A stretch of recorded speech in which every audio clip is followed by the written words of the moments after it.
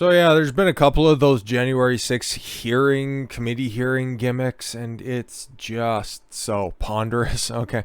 It's been exactly what you'd expect, okay? If you know the truth, if you managed to live through the most deadly day in United States history since, or maybe even before the Civil War, you haven't seen anything new, okay? And this comes, and it's echoed by a guy who was supposed to be, he was at least nominated by the Republican side to be on said committee, and what he's saying is exactly what everybody fucking knew, okay?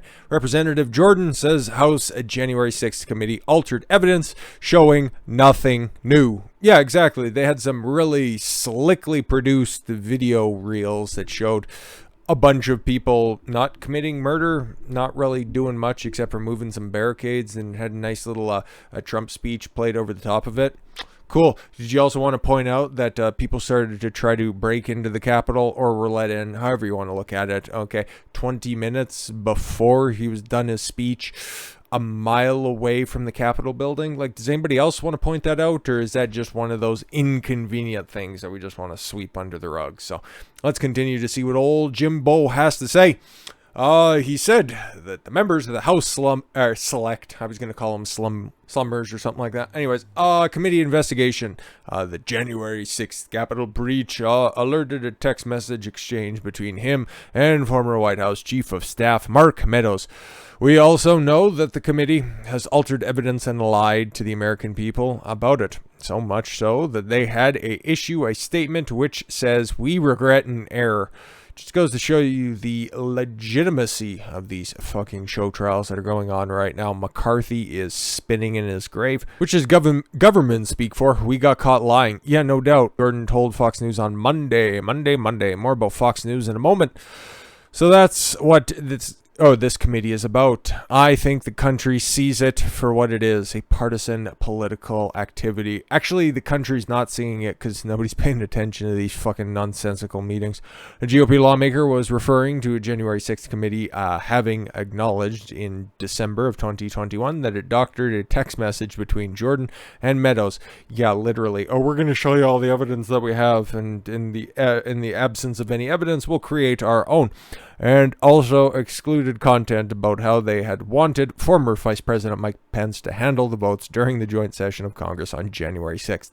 He had the opportunity, and it's still an outstanding legal question thanks to the Electoral Count Act of 1877. I think that's when it got put into place. It was after some fuck shit happened way back in the cut, okay? But anyways, he could have looked at the certification, heard the objections from a senator and a member of the House, and Mike Pence could have at the time been like, "Okay, well, we need to let the states decide on this one. It looks like there's some contestation that's happening here. Let the states decide." It's a question that is still outstanding, that is a part of the Electoral Count Act. So again, that's as far as anybody on record, and as has been presented so far, that's as far as anybody's been asking for anything, okay? If any mongoloids out there want to repeat the whole, "Oh, Trump asked for Georgia's Secretary of State Raffensperger to find some votes," listen to the texts, or rather listen to the call in its fucking entirety, except for the little audio excerpts, the stuff that's been highly edited and produced that's been put out there.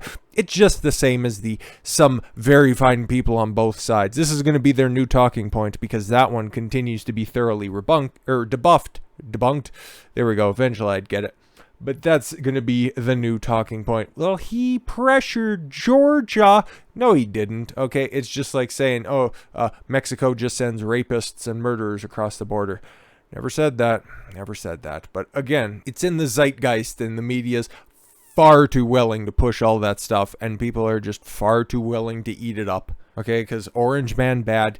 It doesn't matter if Orange Man cured cancer. You're putting all of those hardworking cancer researchers out of a job. That would be the fucking headlines, and that would be the front page of CNN the day after. Or you cured cancer. Why do you hate people with AIDS? Again, it's a tale as old as time. GOP lawmaker, also took a shot at, bug-eyed Adam Schiff, the head of the House Intelligence Committee, that's an oxymoron, showed an image during a hearing about communications between Meadows and others, including Jordan.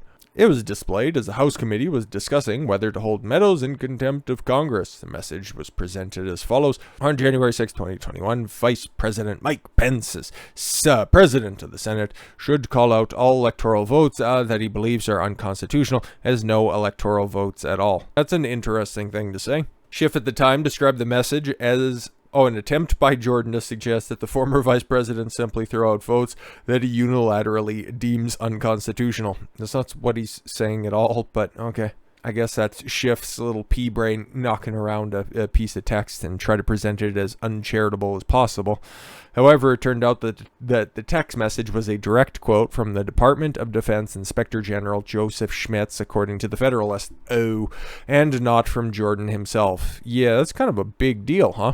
The message was also edited to cut off the rest of the sentence, which read in full, in accordance with guidance from Founding Father Alexander Hamilton and judicial presidents. Yep, the Electoral Count Act. Yeah. So anyways, a spokesperson for the House at January 6th committee told the Times in December that the message was doctored. Yeah, Jim Jordan and Joseph Schmitz would have record of those text messages, so yeah.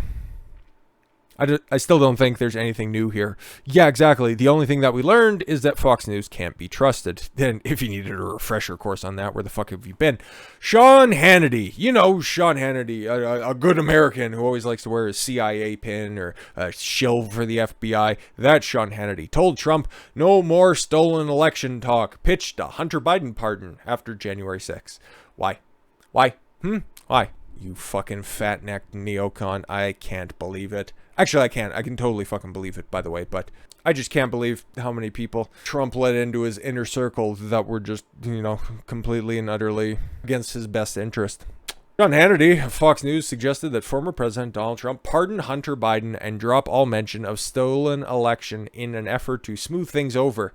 Yeah, exactly. Just capitulate. Just be like your other Republicans and just fucking bend the knee. Why don't you do that? We've been doing that for a generation. Just stop being so mean. No more mean tweets, Mr. President. Text between Hannity and then White House Press Secretary Kayleigh McEnany were released during the House Select Committee investigation of the riot on Wednesday, which revealed that Hannity and Trump were discussing ways to smooth over the potential fallout that would come after a so-called storming. Yeah, pardon the, at the time, president-elect son of what exactly? Because at the time, the laptop and anything that was in there was, in fact, Russian disinformation, so you couldn't really pardon him for something that didn't exist. You didn't start to recognize that was a legitimate thing until how long after that? So among the solutions were to ditch stolen election talk and for Trump to attend the inauguration of Joe Biden. Sean Hannity, good, proud American. Fuck off. One message from Hannity included an idea to pardon Hunter Biden. Okay, he was intrigued by the pardon idea, Hunter. Hannity wrote to McEnany per text message released by the panel. Trump made the younger Biden's business dealings in Ukraine central to his campaign in 2020. Yeah, that would have been the ultimate cuckening. Okay, and that is such an un-Trump thing to do that I can't even entertain that in a serious tone or without a humorous chuckle.